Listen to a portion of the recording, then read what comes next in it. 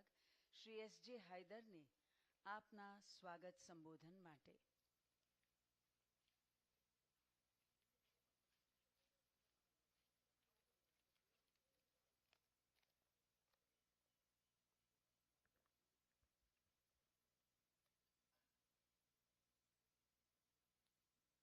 ગુજરાત સરકારના climate change ડિપાર્ટમેન્ટના સ્થાપના દિવસ નિમિત્તે હું ગુજરાત રાજ્યના આદરણીય મુખ્યમંત્રી શ્રી ભૂપેન્દ્રભાઈ પટેલ,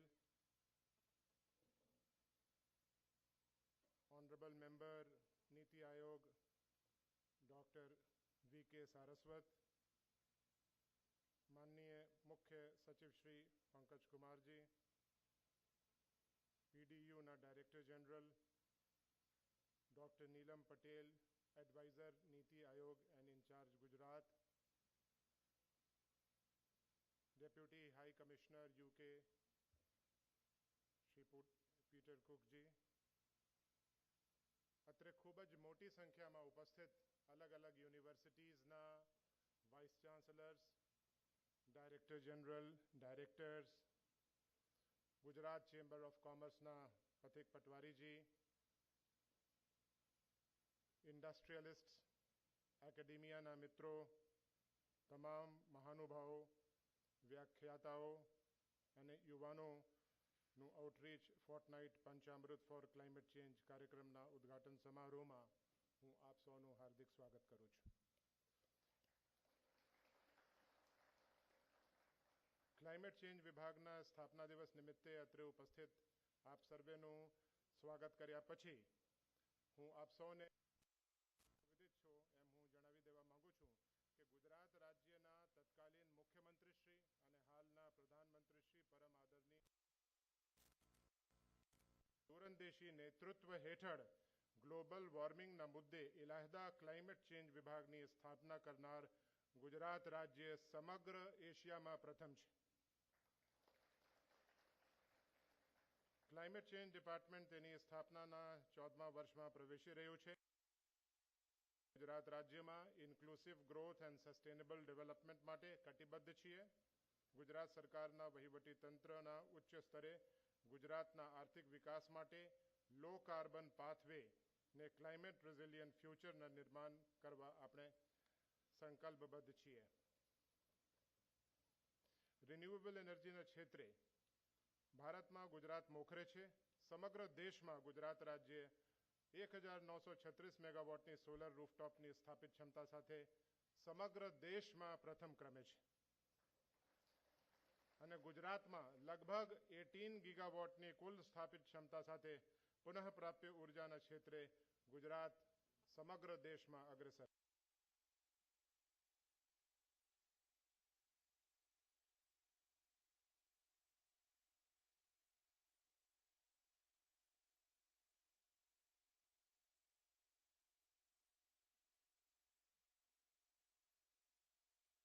સ્ટોરેજ અને ગ્રીન હાઇડ્રોજનના ક્ષેત્રમાં સંશોધન, પ્રદર્શન અને વિકાસ માટે પ્રત્યેક વિષય માટે પ્રારંભિક તબક્કે કાર્યરત થઈ ગયેલ છે.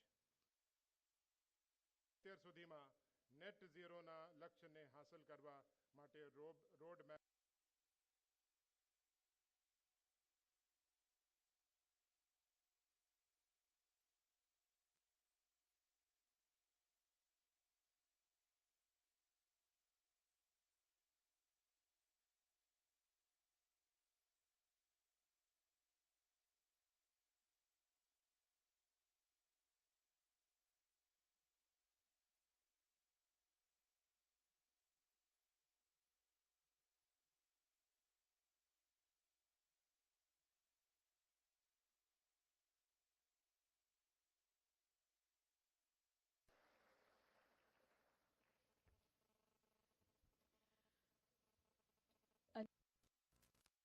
મહાનુભાવોના સ્વાગતનો આજના પ્રસંગે માનનીય મુખ્યમંત્રીશ્રીનું સ્વાગત કરશે શ્રી એસ.જે. હાયદર.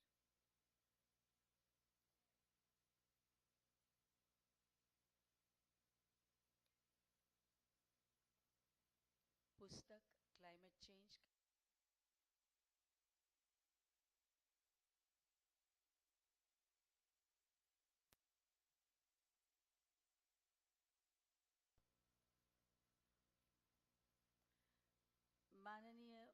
મંત્રી શ્રી શિક્ષણ શ્રી જીતુભાઈ વાઘાણીનું સ્વાગત કરવા વિનંતી કરીએ છીએ.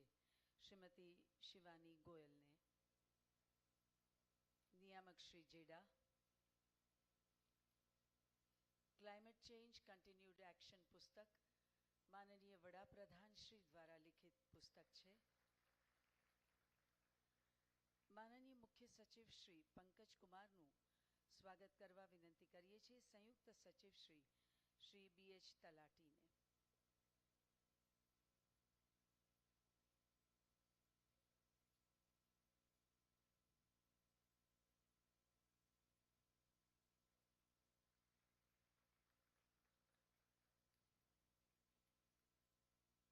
શ્રી SJ હૈદરનું સ્વાગત કરશે શ્રીમતી શિવાની ગોયલ.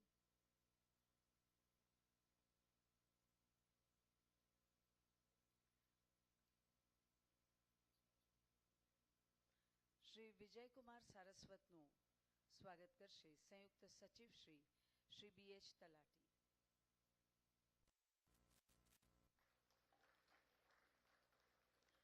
શ્રીમતી શિવાની ગોયલને ફરી એકવાર નમ્ર વિનંતી કે આપ શ્રી SJ હૈદરનું સ્વાગત કરશો.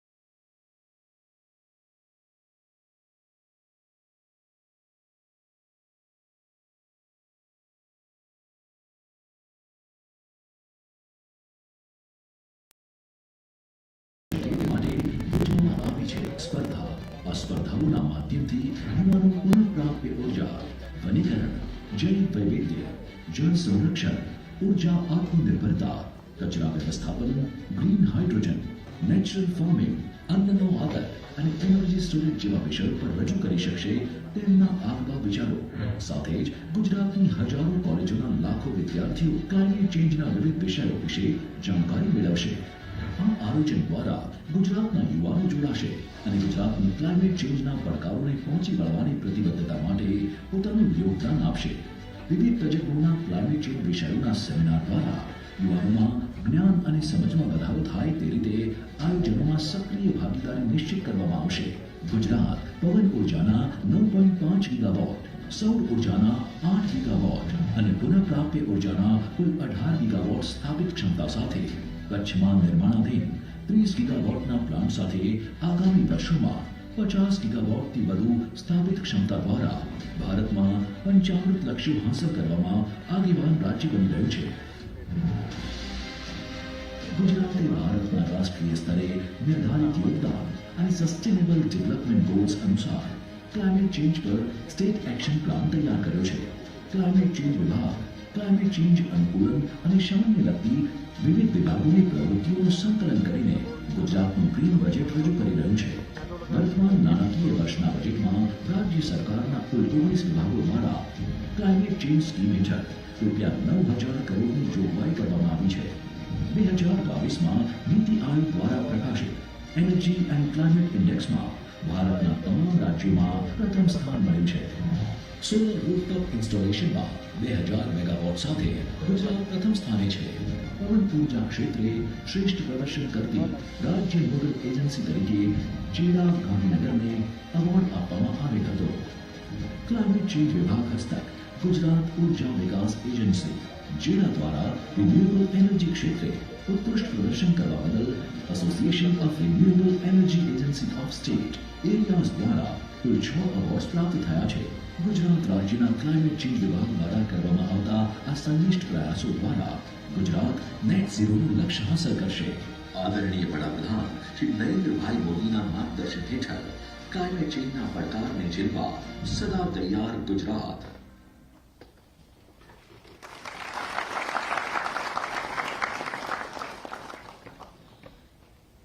એ હતી ફિલ્મ જેણે પંચામૃતની આપણને માહિતી આપી. Padma Bhushan Dr. V.K. Saraswat is a distinguished scientist with vast experience in defense research.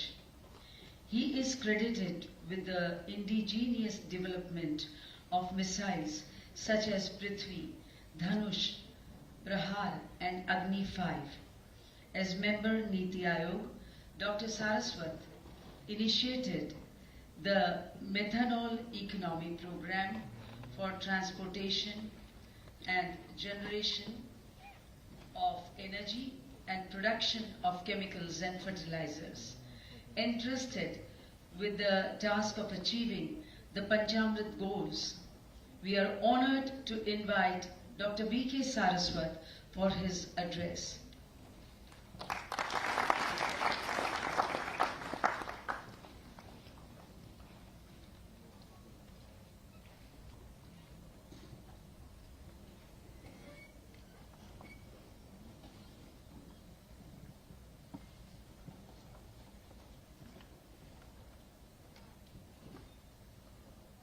Good afternoon, Namaskar. Honorable Chief Minister of Gujarat, Shri Bhupendra Rajnikant Patel ji, other dignitaries on the dais, large number of esteemed participants and dignitaries who have come for this outreach program in Panchamrit. I wish you a very warm good afternoon. I am indeed very happy to participate in this particular event where we are going to launch Panchamrit for the outreach for the students across the state of Gujarat. All of us just now saw this little film on the progress made by Gujarat after the 2015 commitments which our Honorable Prime Minister Shri Modi ji made. And since then there has been significant amount of work across the country where we are working towards setting up large number of installations for renewable energy production and so on. Today we have almost 140 governments who have promised to reach net zero covering about 90% global emissions.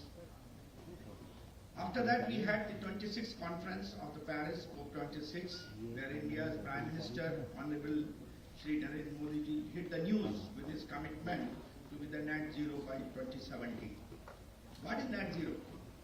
Net zero refers to a balance where emissions of the greenhouse gases are offset by the absorption of an equivalent amount from the atmosphere. Experts see net zero targets as a critical measure to successfully tackle the climate change and its devastating consequences. During the conference, number of countries made pledges. For example, China announced no new pledges. Only they said that by 2060 they will be net zero. United States talked of a domestic legislation to spend about $555 billion to boost the renewable power and electric vehicles. And they also said that they will reach net zero by 2050. Our Honorable Prime Minister was very pragmatic and knew how India would be able to do that. He said country's economy will become carbon neutral by the year 2017.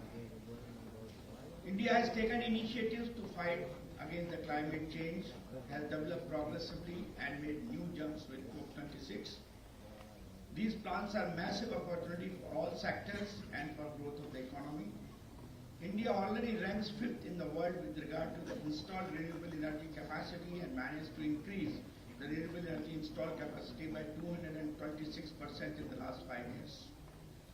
By doing so, India achieved its nationally determined contribution commitment of 40% non-fossil based installed power capacity, and which is about 9 years ahead of the intended goal.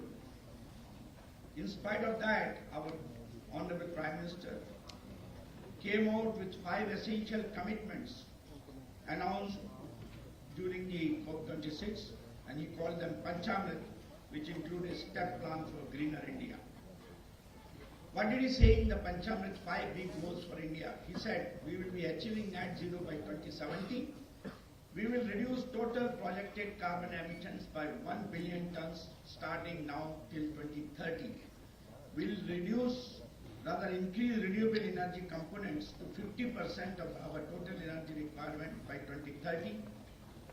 Reducing carbon intensity by 45% by 2030. And increasing non-fossil energy capacity to reach 500 gigawatts by 2030. So the roadmap for Panchamrit is in 5 phases, essential commitments announced by the Honorable PM, which includes a step plan for a greener India. These are massive opportunities for all sectors and for growth. What is the phase 1? As I mentioned earlier, 500 gigawatts by 2030 non-fossil energy. Phase 2, 50% of the requirement from renewable energy by 2030. Phase 3, reduction of 1 billion tons of the total projected carbon by 2030. Phase 4, reduction in carbon intensity by 45%. And Phase 5 is net zero. What is the roadmap he has enunciated for this? To achieve 500 gigawatts of non-fossil fuel-based energy capacity by 2030, he says a total of 152.9 gigawatts of renewable energy capacity projects have been installed in the country by about February 2022. Projects of 72.6 gigawatt capacity are under various stages of implementation. Projects of 21 gigawatt capacity are under various stages of bidding. To support this growth, India is set to add 27,000 circuit kilometers of interstate power transmission network by 2024. As it has already added about 6,500 circuit kilometer lines so far. The power transmission network expansion has been planned keeping in mind the goal of about 500 gigawatts of non-fossil fuel-based electricity. Tax concessions and incentives such as production-linked incentive schemes for promotion of manufacturing and adoption of renewable energy will propel India into the near target of net zero. The hard-to-abate sector, such as Indian Railway, has committed for a reduction of emissions by about 60 million tons annually.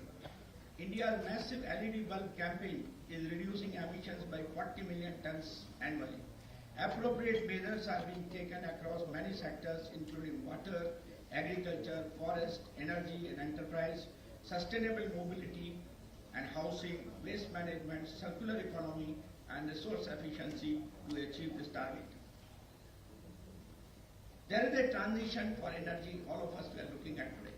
India is walking on a tightrope as it tries to balance the meeting energy security for its 1.4 billion people and at the same time contributing to global efforts to reduce the greenhouse gas emissions. What is the pathway? National Coal Gasification Mission has been announced by our Honorable Prime Minister. There are 100 million tons of coal using clean coal technology will be gasified.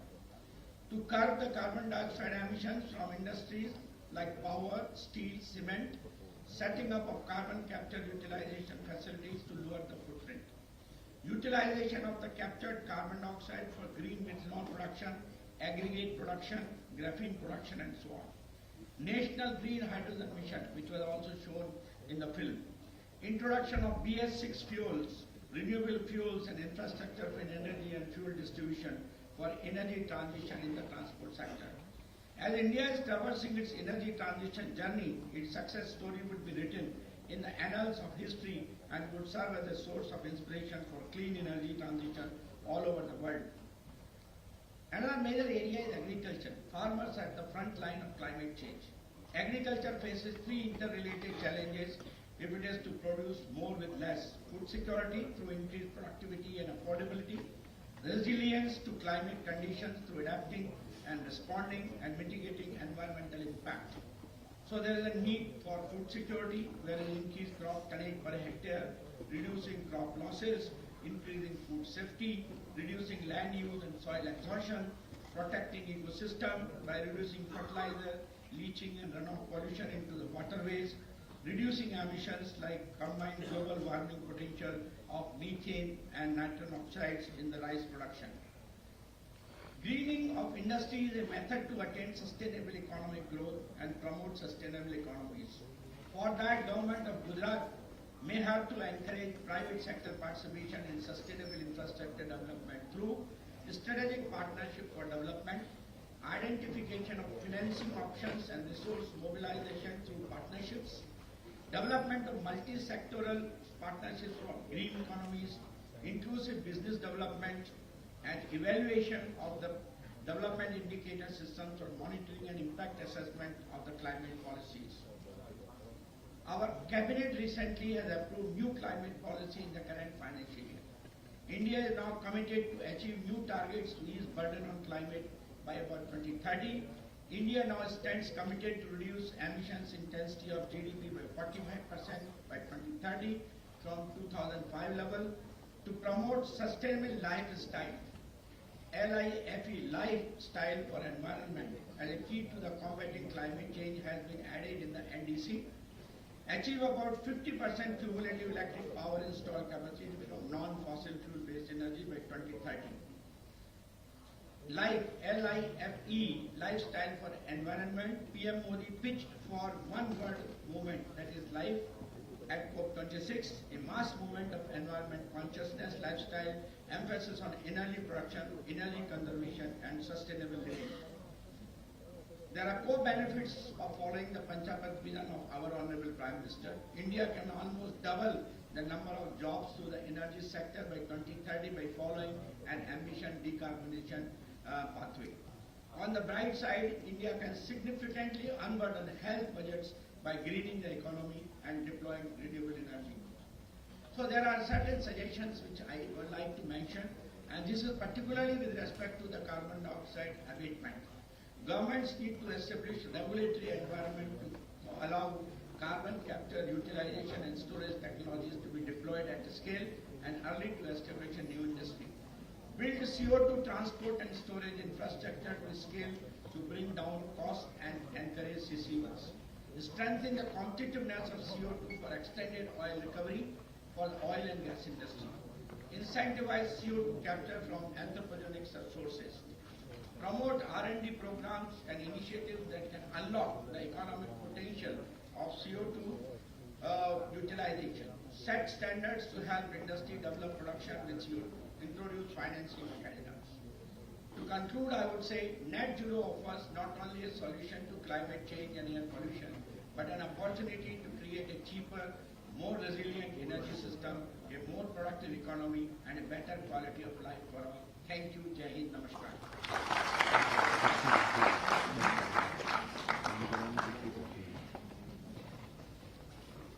Thank you, sir, for that very inspiring and enlightening address. સૂર્ય ગુજરાત યોજના હેઠળ આશરે 3 લાખ રહેણાંકો પર solar rooftop system લગાવી ગુજરાત સમગ્ર દેશમાં પ્રથમ સ્થાને છે. ક્લાઇમેટ ચેન્જ વિભાગ દ્વારા તે વતી આજે અગ્ર સચિવ શ્રી એસ.જે. હૈદર સબસિડી માટેનો ₹206 કરોડનો ચેક GUVNL ને અર્પણ કરવામાં આવશે, જેને GUVNL વતી UGVCLના મેનેજિંગ ડિરેક્ટર શ્રી પ્રભવ જોશી સ્વીકારશે.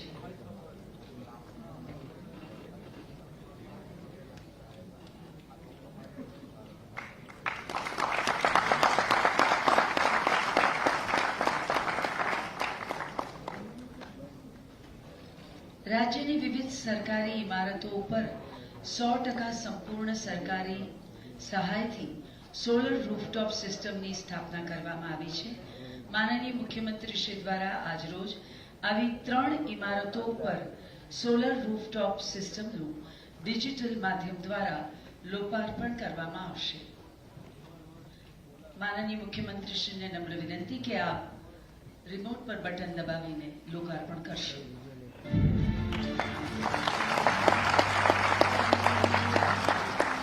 ગુજરાત સરકારની ક્લાઇમેટ ચેન્જ પ્રોત્સાહક નીતિના કારણે આજે ગુજરાત સમગ્ર દેશમાં સોલર રૂફટોપમાં 2000 મેગાવોટ ક્ષમતા સાથે અગ્રેસર છે. ગુજરાતને વર્ષ 2021-22માં સૌથી વધુ સૌર ઉર્જા ક્ષમતાનો ઉમેરો કરવા માટે એવોર્ડથી સન્માનિત કરવામાં આવે છે. ગુજરાત સરકારના ક્લાઇમેટ ચેન્જ વિભાગ હસ્તકની ગુજરાત ઉર્જા વિકાસ સંસ્થા દ્વારા ગુજરાતમાં અત્યાર સુધી અંદાજે 1771 શૈક્ષણિક સંસ્થાઓ, કલેક્ટર કચેરી, સરકારી કોલેજો, પોલીસ સ્ટેશન, હોસ્પિટલો વગેરે સરકારી ઇમારતો પર કુલ 40,590 કિલોવોટ ક્ષમતાની સોલર રૂફટોપ સિસ્ટમ લગાવવામાં આવી છે, જેના દ્વારા આશરે 5.9 કરોડ વીજ યુનિટનું વાર્ષિક ઉત્પાદન થાય છે. આજ રોજ એડમિનિસ્ટ્રેટિવ બિલ્ડિંગ સરદાર સરોવર નર્મદા નિગમ, જિલ્લો નર્મદા 150 કિલોવોટ, સરકારી government polytechnic college Surat 70 kilowatt, નાયબ પોલીસ કમિશનર શ્રીની કચેરી અમદાવાદ શહેર 50 કિલોવોટ સોલર રૂફટોપ સિસ્ટમનું લોકાર્પણ કરવામાં આવશે, જેનાથી અંદાજે 4 લાખ યુનિટની વાર્ષિક વીજ બચત થશે. સૌર ઉર્જા પ્રકૃતિનો મિત્ર અને પ્રગતિનો પર્યાય.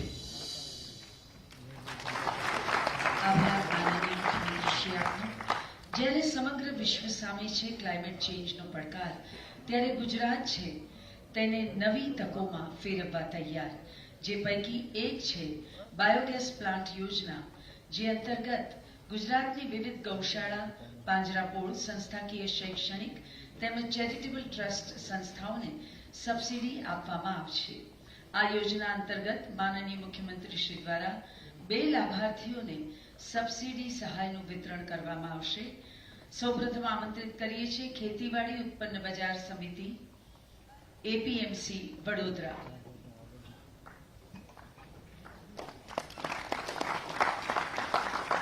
ત્યારબાદ આમંત્રિત કરીએ છીએ ગીર ગંગા પરિવાર ટ્રસ્ટ જામનગર.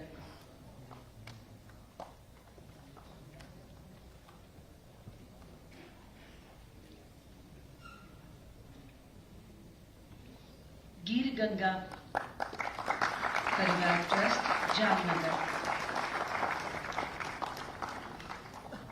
આભાર.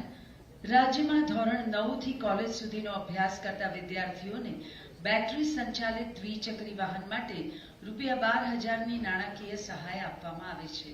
માનનીય મુખ્યમંત્રી શ્રી તથા મંચસ્થ મહાનુભાવોના વરદ હસ્તે લાભાર્થી વિદ્યાર્થીઓને પ્રતિકાત્મક ચાવી અર્પણ કરવામાં આવશે.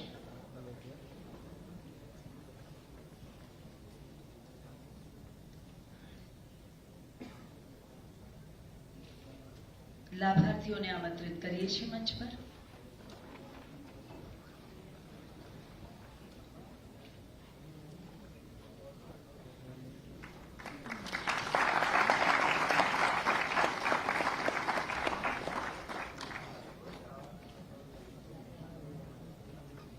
આભાર. પ્લાસ્ટિક કચરાના એકત્રીકરણ માટે ગ્રામ્ય વિસ્તારમાં સખી મંડળની બહેનોને પ્રોત્સાહક રકમનું માનનીય મુખ્યમંત્રીશ્રીના હસ્તે આજે વિતરણ કરવામાં આવશે. આમંત્રિત કરીએ છીએ જય ભોલે મિશન મંગલમ સખી મંડળને.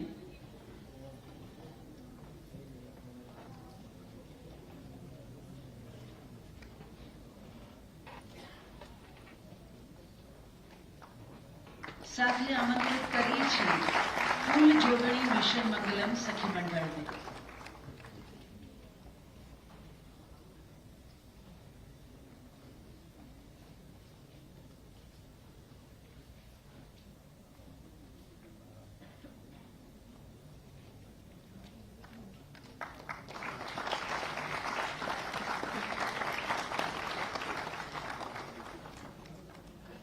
આભાર માનનીય મુખ્યમંત્રી શ્રી આપનો.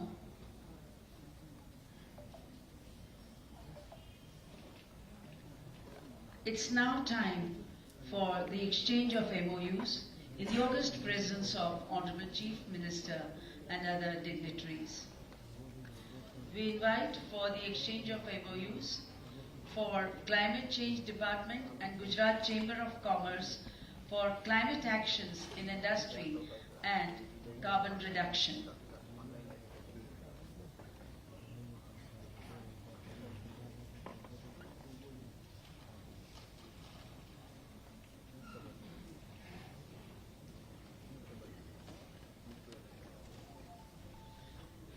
The next MOU will be exchanged with Climate Change Department by MS University, Baroda, to promote research and innovation on climate change.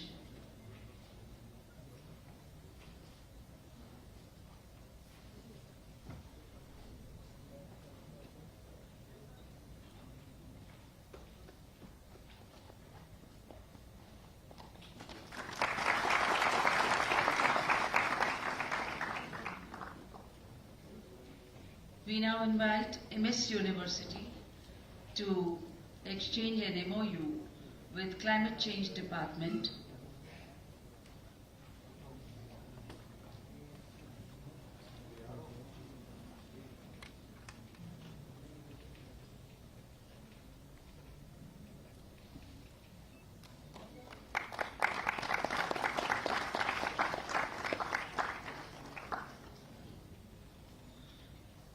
We next invite Indian Institute of Teachers Education for teachers training on climate change syllabus in schools to exchange an MOU with Climate Change Department.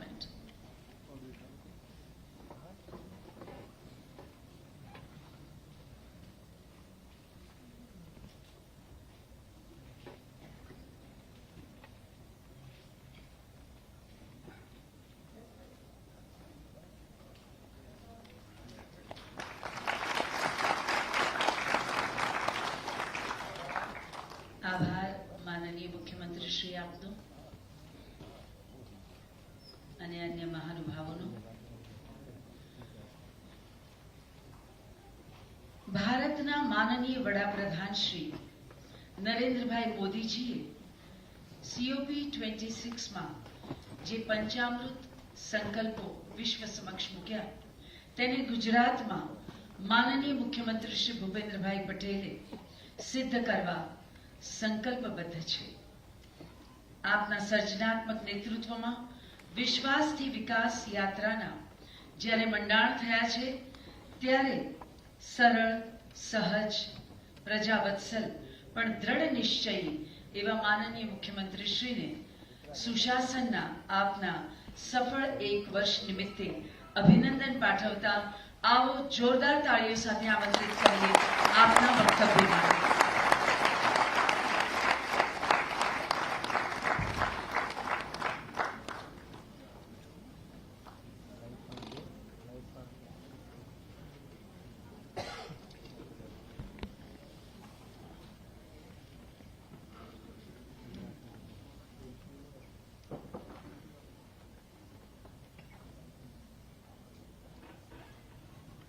वैश्विक नेता tech-savvy वडाप्रधान आदरणीय श्री नरेंद्रभाई मोदी साहेबना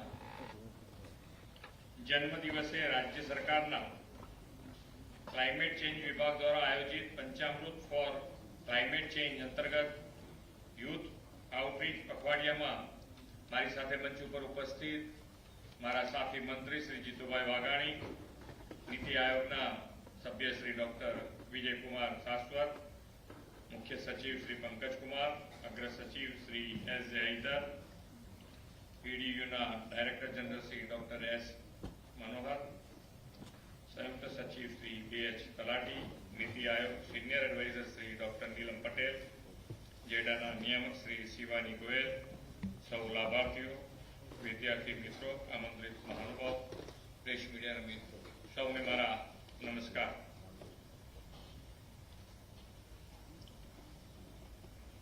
આપણી પાસે એવી leadership છે કે જેને અગાઉથી અણસાર આવી જાય છે કે ભાઈ તકલીફ ક્યાંક ઊભી થાય, અને એ તકલીફ ઊભી થાય એ પહેલા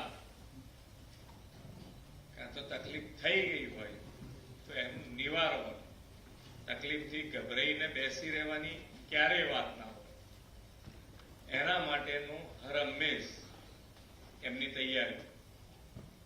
અને એમના જ પગલે આજે ગુજરાત સરકાર પણ ક્લાઇમેટ ચેન્જ અને ક્લાઇમેટ ચેન્જના આધારે જે પડતી મુશ્કેલીઓ એ નિવારવા માટે કેવી રીતે આગળ વધી શકાય એના માટેનો હર હંમેશ પ્રયત્ન કર્યો છે.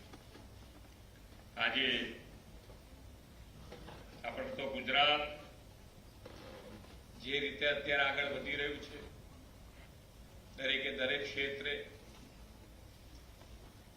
પછી રોડ રસ્તા, લાઇટ, પાણી, દરેકે દરેક ક્ષેત્રે માન્ય નરેન્દ્રભાઈએ ખૂબ મજબૂત પાયો ગુજરાતમાં નાખ્યો, અને એના પરિણામે આજે આપણે વિકાસના પંથે જે આગળ વધ્યા છે એ મજબૂતીથી આપણે આગળ વધી શકીએ છીએ. અત્યારે આપણને નર્મદાની અત્યારે યાદ આવે કે જો ખરેખર નર્મદામાં ક્યાંય તકલીફ પડી હોત તો અત્યારે આપણા ગુજરાતની દશા શું હોત. એમને એ વખતે મગજમાં મજબૂત રીતે હતું કે આ વસ્તુ કરવી જરૂરી છે, જો ગુજરાતને આગળ લાવવું હશે, ગુજરાતને મુશ્કેલીઓમાંથી બહાર કાઢવું હશે તો આ નર્મદા જરૂરી છે.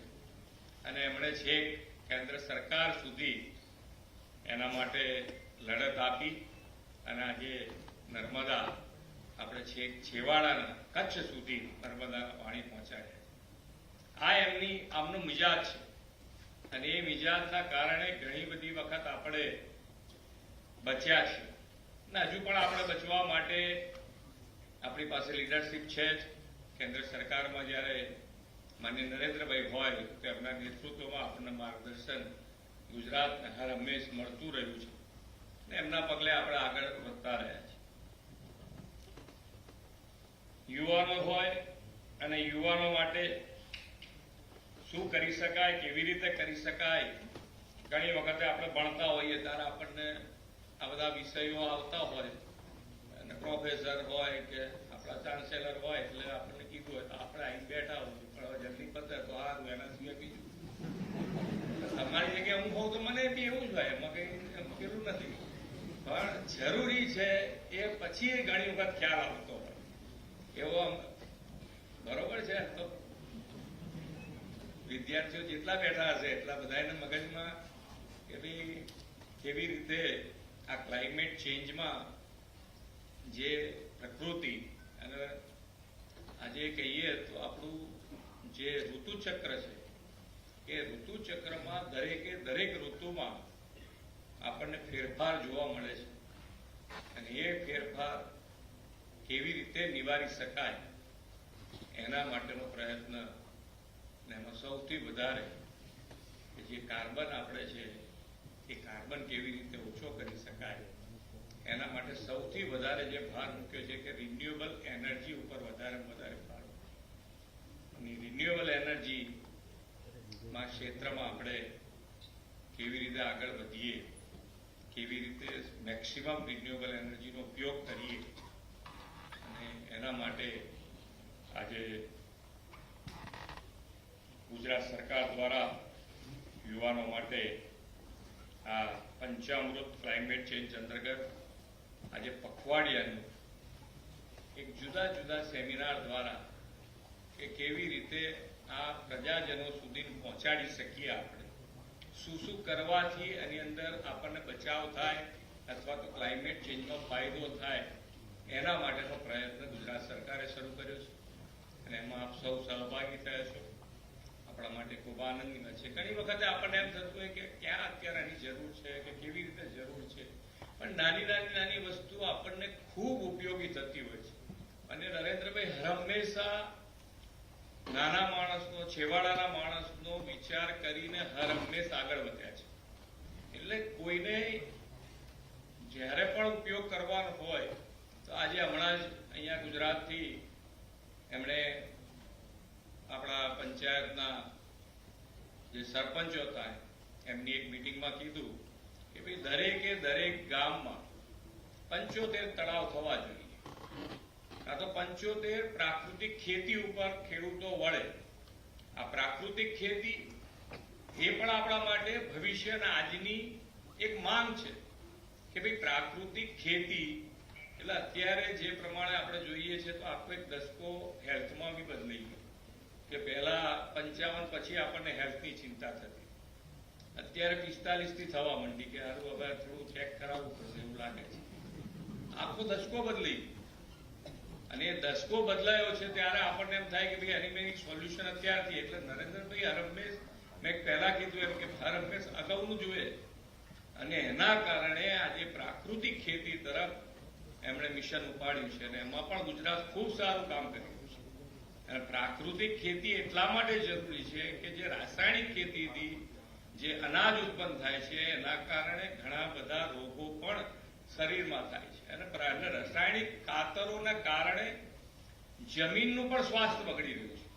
એટલે જમીનનું પણ સ્વાસ્થ્ય સુધરે અને આપણું પણ સ્વાસ્થ્ય સુધરે એના માટે પ્રાકૃતિક ખેતી તરફ પણ આપણે સંકલ્પબદ્ધ છીએ, એના માટે પણ આગળ વધી રહ્યા છે.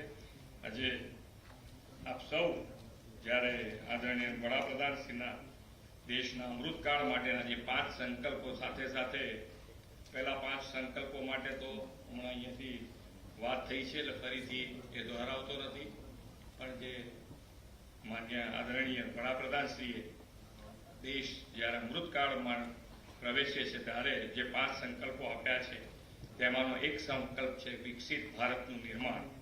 અને આપણે એવા વિકસિત ભારતના નિર્માણ કરવું છે જ્યાં આવનારી પેઢીને આપણે શુદ્ધ હવા, પાણી, ખોરાક અને પ્રદૂષણ મુક્ત જીવન પૂરું પાડી શકાય. આ માટે યુવાનોની ભાગીદારી એ ક્લાઇમેટ ચેન્જને નાથવામાં સૌથી અગત્યનું પરિબળ આપણને સાબિત થવાનું છે. આજના યુવાનો એ આવતીકાલના નિર્ણાયકતા અને ગુજરાત તેમજ દેશના સસ્ટેનેબલ ડેવલપમેન્ટ માટે યુવા શક્તિની તાતી જરૂરિયાત પણ છે. પર્યાવરણના પ્રશ્નો તેમજ ક્લાઇમેટ ચેન્જને કારણે સર્જાતી સમસ્યાઓ વિશે આજનો યુવાન જાગૃત બને અને સમાધાન શોધવામાં અગ્રેસર બને તે પણ સમયની માંગ છે. આ પંચામૃત યુવા જાગૃતિ પખવાડિયું ગુજરાત રાજ્યના ક્લાઇમેટ ચેન્જ માટેના પ્રયાસોનું ઉદ્દીપક બની રહે એવા વિશ્વાસ સાથે હું વિરમું છું. ભારત માતા કી જય. વંદે માતરમ. જય જય.